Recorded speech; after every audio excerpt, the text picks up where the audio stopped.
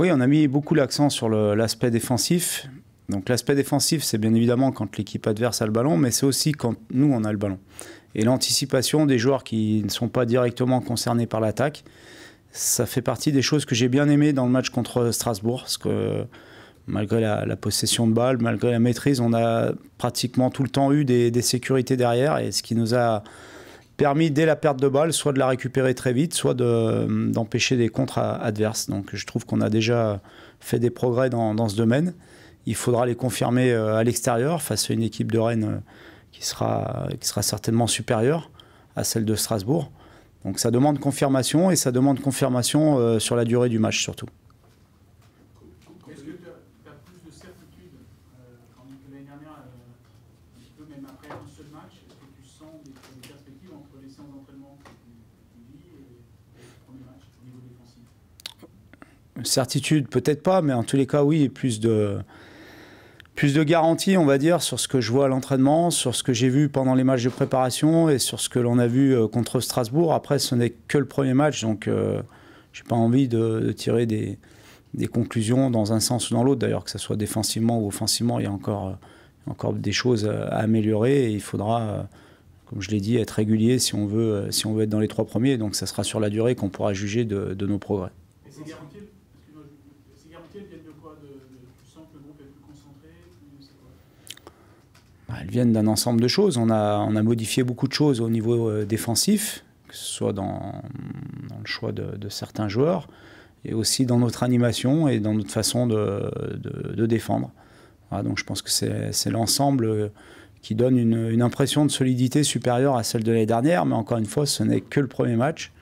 Et il faudra attendre des confirmations sur les 8 ou 9 premiers matchs de championnat pour faire un bilan plus juste. À propos de défense, il y avait ce matin chez nous un écho sur un intérêt de Bordeaux pour Jérémy Morel. Quelle est ta position par rapport à ça? Tu veux absolument le garder? Oui, si je l'ai installé dans l'axe, c'est que je compte sur lui, que j'ai confiance en lui à ce poste. J'ai bien aimé la complémentarité avec Marcelo sur le premier match. Et donc pour moi, il n'y a pas de sujet. Lui a l'air un petit peu plus flou dans sa réponse. Je sais pas, j'ai pas entendu ce qu'il vous a dit. Mais... En plus, j'ai lu qu'il voulait le recruter pour jouer à arrière gauche. Alors il n'aime pas jouer à arrière gauche, donc c'est réglé. Offensivement, qu'est-ce que tu attends de ton équipe, des 4 surtout devant, à l'extérieur? J'attends qu'on soit capable de varier notre jeu, d'avoir des phases de possession où on fait courir l'adversaire, où on ouvre des brèches, et puis des phases d'attaque rapide où on doit encore faire mieux. Je pense qu'il y a eu 1 ou 2 situations contre Strasbourg où on doit faire davantage de courses complémentaires sur des contre-attaques, notamment en fin de match, où on a eu 2-3 situations qu'on aurait dû mieux jouer. Aussi en première mi-temps, où on a 2-3 situations d'attaque rapide où on doit mieux jouer la supériorité numérique qu'on a eue. Donc voilà, mais globalement, c'est quand même satisfaisant sur le premier match aussi, puisque les attaquants se sont montrés à leur avantage. On a marqué 4 buts. Donc c'est encourageant, mais encore une fois, il y a beaucoup de choses à améliorer. La seule déception peut-être, c'est Memphis. Par rapport aux 3 autres, il est quand même en retrait et il n'arrive pas à se libérer, on dirait.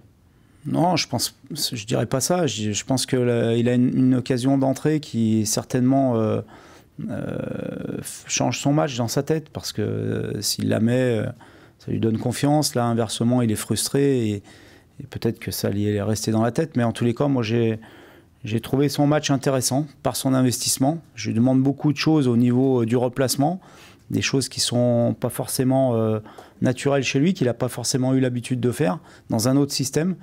Et il l'a fait. Il l'a fait le plus souvent. Il a aidé l'équipe à constituer un bloc défensif. Il a montré des choses aussi offensivement sur 2-3 actions. Bon, c'est lui qui est à l'origine du but de Mariano, le premier but. Il y a eu quelques actions qu'il a déclenchées avec Marsal, une complémentarité avec Marsal. Donc pour moi, globalement, son match est satisfaisant. Bien sûr qu'il peut faire beaucoup plus, parce qu'il a les qualités et le potentiel pour le faire.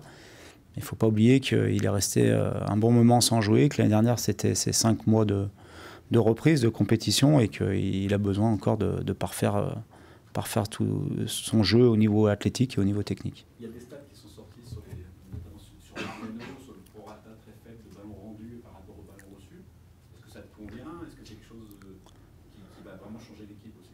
Non, c'est quelque chose c'est un domaine dans lequel il doit progresser, je pense.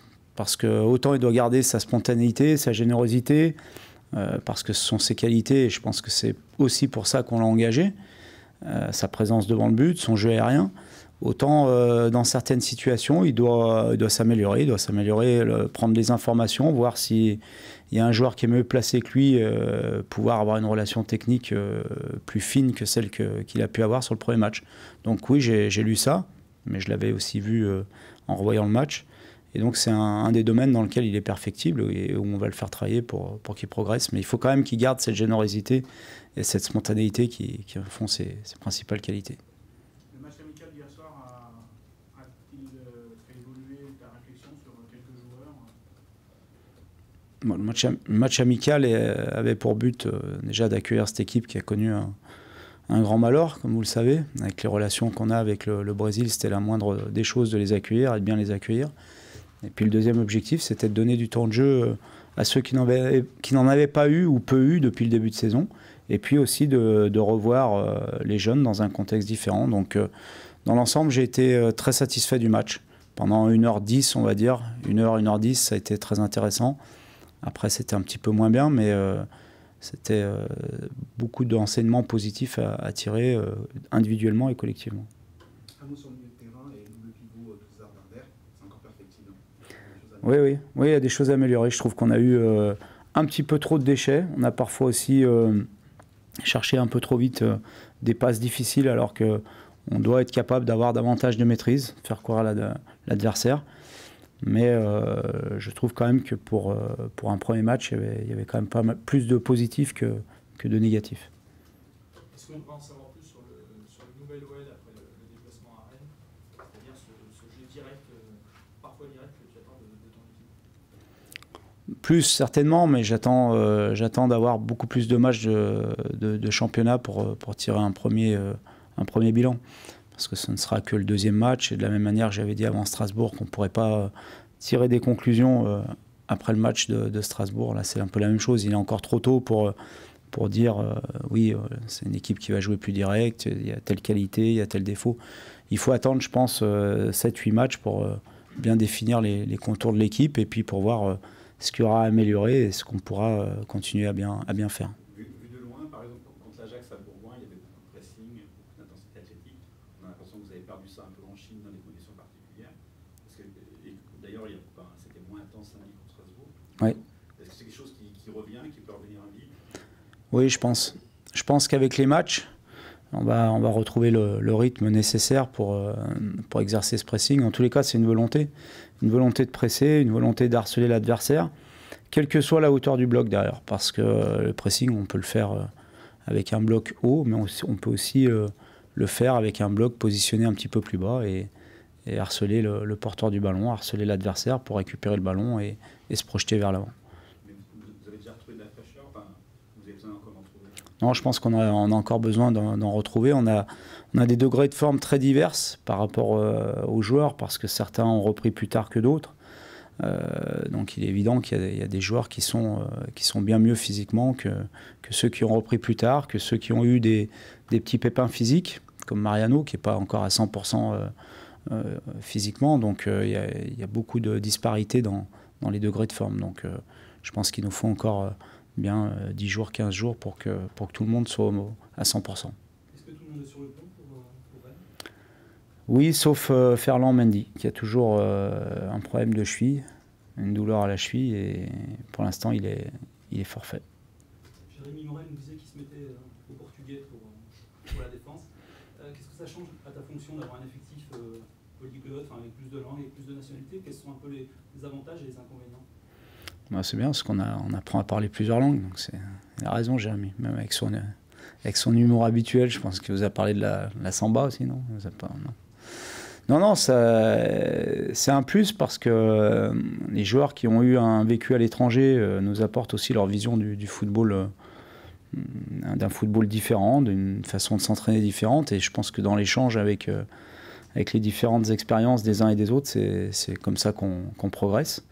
Après, en termes de communication, ça se passe bien, parce que la plupart parlent anglais et qu'on arrive à faire passer les messages soit en anglais, soit par pour Mariano, par exemple, on a Sergi Darder qui est un bon traducteur. Puis Claudio Cassapa qui parle portugais, espagnol, anglais.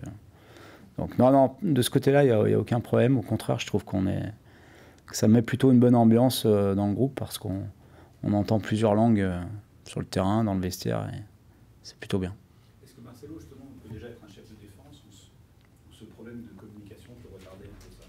Non, je pense qu'il l'est déjà. Je pense qu'il l'a montré dans les matchs de préparation et il l'a confirmé contre Strasbourg, que c'était vraiment le profil de joueur dont on avait besoin et qu'on souhaitait, à la fois en termes de niveau footballistique, mais aussi en termes de leader et chef de défense. Je pense qu'il bonifie les joueurs qui sont autour de lui parce qu'il dégage une sérénité et un charisme qui nous permet de rassurer toute la défense, mais toute l'équipe aussi.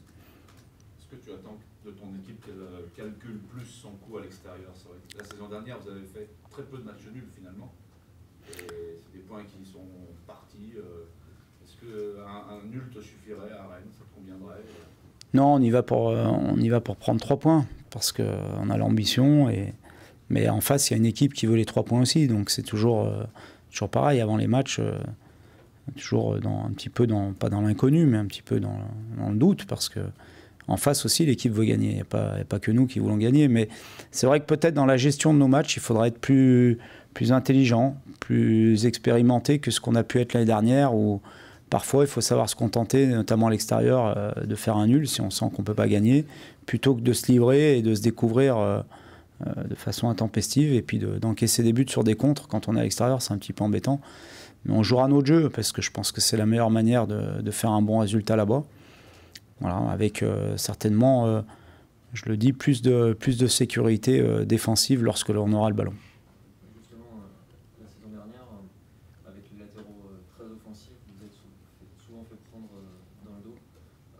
À l'extérieur, notamment, ce sera des consignes que tu vas donner à tes latéraux d'essayer de moins monter et de garder plus de sécurité défensive. C'est déjà ce qu'on a fait contre Strasbourg. J'ai pas envie de bloquer mes latéraux parce que je pense que c'est certainement le poste qui a le plus évolué dans le football ces dernières années. C'est un poste qui est très très important aujourd'hui dans l'animation offensive de l'équipe. Donc j'ai pas envie de leur interdire de monter. Par contre, ce que je souhaite, c'est qu'il y en ait toujours au moins un des deux qui soit en couverture. C'est ce que j'ai vu contre Strasbourg et c'est ce qui m'a beaucoup plu dans l'équilibre de l'équipe. Savoir que si Raphaël était embarqué pour déborder, ben on avait toujours les deux centraux, plus Marsal qui restait en couverture, plus un milieu défensif, ce qui nous permet à la perte du ballon d'avoir une sécurité supplémentaire. Bruno, ces dernières semaines, on voit Memphis très impressionnant à l'entraînement sur coup franc. Est-ce que ça peut être une nouvelle arme pour l'OL cette saison? On sait que la dernière saison, l'OL marquait très peu sur coup franc direct. Oui, coup de pied arrêté, c'est un domaine important, puisque un tiers des buts, en moyenne, sont marqués sur ce genre de phase arrêtée, donc sur les corners aussi. Les coups de pied arrêtés, c'est aussi les corners, les coups francs excentrés et les coups francs directs. Mais c'est vrai que ça peut être une arme supplémentaire. Il en a marqué beaucoup avec le PSV, de près, de plus loin. Et voilà, il s'entraîne pour être efficace en match, parce que si on veut être efficace en match, c'est aussi un domaine dans lequel il faut s'entraîner. Est-ce que tu recherches toujours un milieu de terrain? On est toujours en réflexion, mais c'est vrai que la réflexion avance et on aura certainement l'occasion d'en reparler dans les prochains jours. Est-ce que compte tenu finalement que votre match contre Strasbourg était le premier, vous étiez vraiment complet? Est-ce que l'équipe a besoin de ne pas bouger ou est-ce que vous êtes bien? Je pense que l'équipe a besoin de temps de jeu. Donc c'est vrai que moins elle bouge et mieux c'est dans ce début de saison.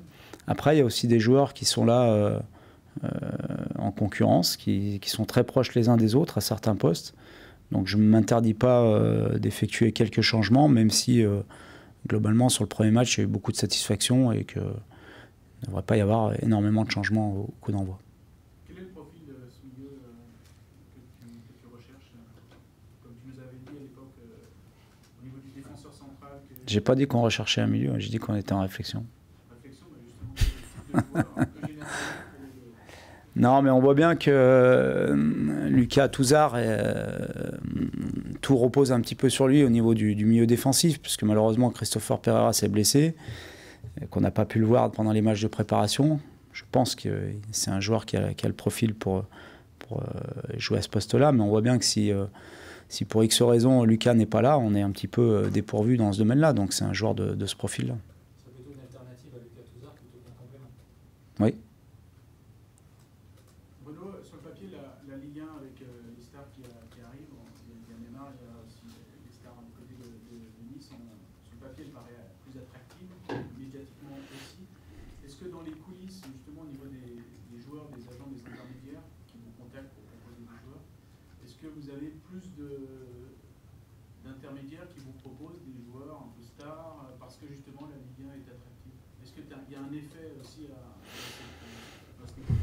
Pas que je sache, non. Enfin, il faudrait poser la question à Flo, parce que c'est plus lui qui est confronté à ça, mais pas que je sache. En tous les cas, pas de changement par rapport au fait que Neymar soit venu à Paris. J'ai pas l'impression que ça ait déclenché un fonctionnement différent de la part des agents. Ils essayent toujours de placer leurs joueurs, et nous, on essaye toujours de récupérer les meilleurs joueurs qui nous paraissent rentrer dans le profil à la fois du joueur qu'on recherche, mais aussi dans le jeu de l'équipe.